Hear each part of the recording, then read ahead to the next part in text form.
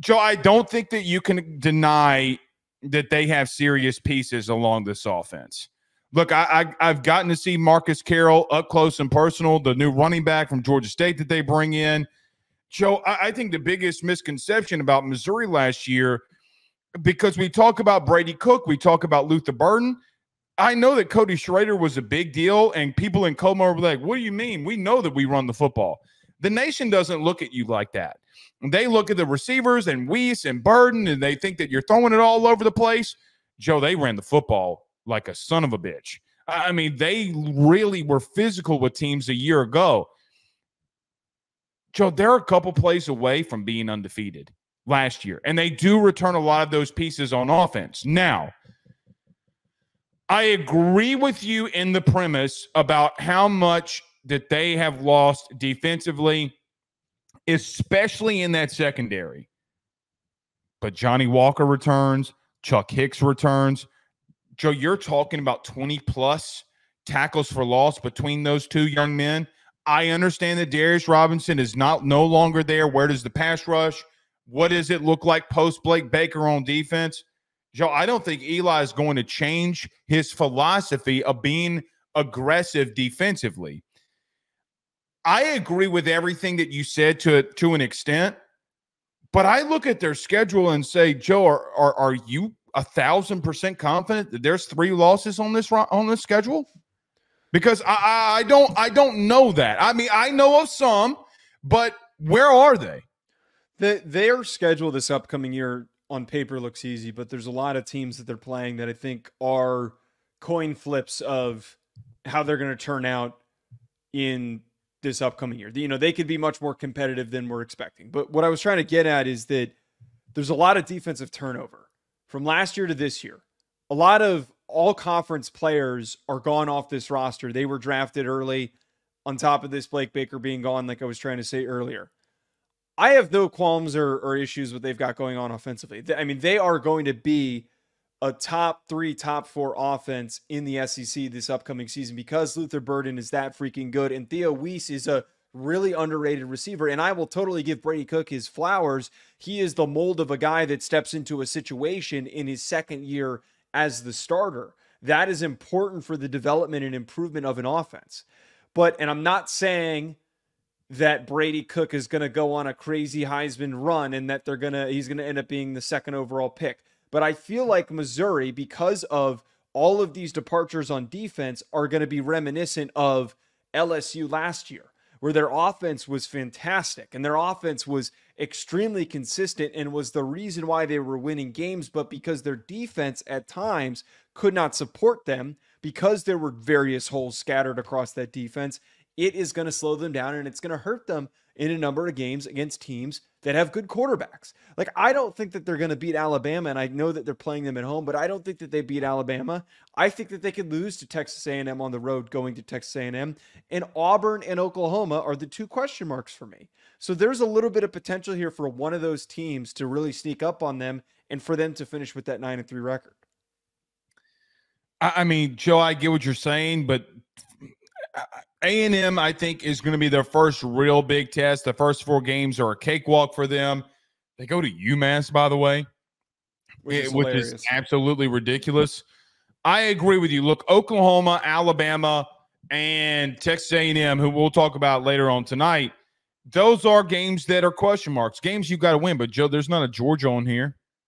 Like, you don't have to play Georgia again. And, Joe, if we're being honest, what they can do offensively, you know, Kalen, you talk about that Alabama game. Joe, Kalen DeBoer was at SEC Media Days talking about the lack of experience that he's got at DB. You put Luther Burden on up there against a young DB core that might have struggles early. Joe, when you can score, you can hang around with anybody. So I get what you're saying. I think more of the Alabama game could be more of a toss-up than people are giving it credit for. Now, Joe, I still feel like they're around, and like you said, though, a 9-3, 10-2 team potentially, because you have those question marks in the beginning of the season of what they have defensively. I will remind you, Joe, they got a lot of production returning in that front 7, though. A lot of guys that had a lot of tackles for loss. They got sacks that are returning. They add pieces on defense. again, the secondary is a concern. I get that. They did bring in Prod from Clemson. Does he give them anything in the back end? I don't know. But, Joe, I don't know if they're, losing as much as people are thinking. Now, I will admit Blake Baker's a big loss, and people are going to say you as a Notre Dame fan are a big LSU homer because of the bet that you lost with that hat. Yeah. I do think that Blake Baker is a very big loss when he went to LSU. So that is the ultimate question about Missouri is, are they here to stay? Joe, if they go 9-3 again, I still think that that's a highly productive season for them. And I think they feel like they fell short because of the offensive production they had returning, though. That's my whole point, is that if you have a 9-3 season and you just barely miss the playoff and you're the first team out, I think that is a tremendous accomplishment, because a year ago we were talking about Eli Drinkwitz basically we were talking about in the same tone as Billy Napier. We were saying this is a small school, small conference guy stepping in. What are the chances that he's actually going to be able to figure this thing out? He has not shown us anything, and he's been recruiting his ass off. I think the following year might be a bigger year for them, because that group of, I think it was the 2022, 2023 kids that they've got. Miles Maneri is supposed to be a very, very gifted edge rusher that they've got in the wings, who's a true freshman. He can be productive for them next year or this year. I mean, he's not listed in the starting lineup, so I don't totally know. Neither was Harold Perkins that year one either. And Joe, we always see a freshman that is highly recruited that comes out of nowhere. Caleb Downs says hello too. At the end of the day, though, having to replace 3 starting DBs and your best defensive lineman is a massive, massive deal. Like we talked about with Texas. We talked about having to replace guys up the middle, 2 of their best defensive linemen, and their secondary not being very good the year prior. It's going to be a lot for them. There's a lot of really good receivers in the SEC that they could potentially get torched by. And wait, Missouri doesn't play LSU this year, right? I'm just double checking. No, they don't. Okay. They don't have Georgia or Tennessee on their schedule, which is very favorable. Look, Joe, we came out here. Are you 1,000% sure that they can go, that Oklahoma could go into Como and win? I'm refraining from having a comment on the hostility of Missouri Stadium because I don't want to get caught again. But would you? Is it? I don't think it's. I'm not going to say it. I'm not going to say. I'm going to stop myself. I'm not going to get clipped again. Let me reframe the question. Okay. As you look at it right now, would you say it's more 50-50 that either team can win that game, Missouri versus Oklahoma? I think that game is much more closely measured than some would be willing to admit. Are we 100% sold on A&M? Like we're chalking up a loss against A&M, Joe. I mean, we have no idea what we're getting from A&M, which we're going to talk about in a second. I don't know, man. Going on the road to A&M, wait. Dame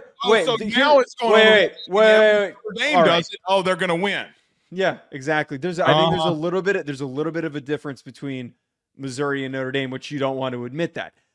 I think that arguably, you just mentioned Moose Muhammad, Connor Weigman coming back. Everyone's saying that there's this high expectation for him. That could be a massive day for that Texas A&M offense.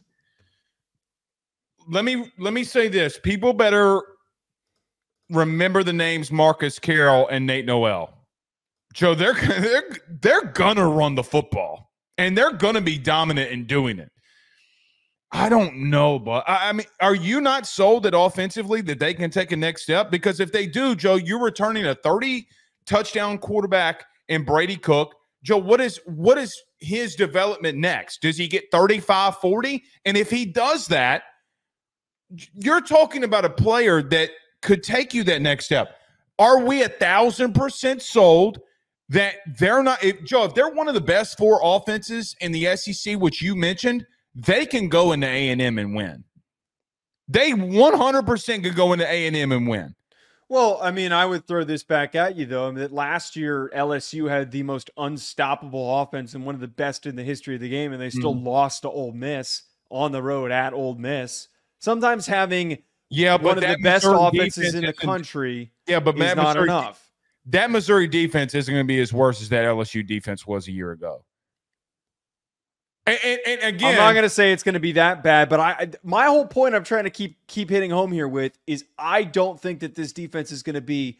I think there's going to be a massive drop off with all of the turnover. Their defense was great last year, and it was a big reason why they stayed close in games, especially the Georgia game, was because their defense played better than anybody had.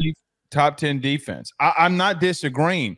But again, my question is, is their offense going to take a next step? And Joe, what does it look like if they do? I get you're talking about the reduction of them defensively.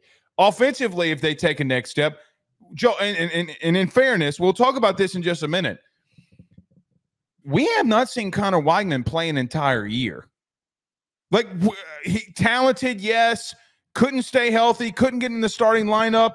Brady Cook has more snaps literally in 3 games than Connor Weigman has in his career.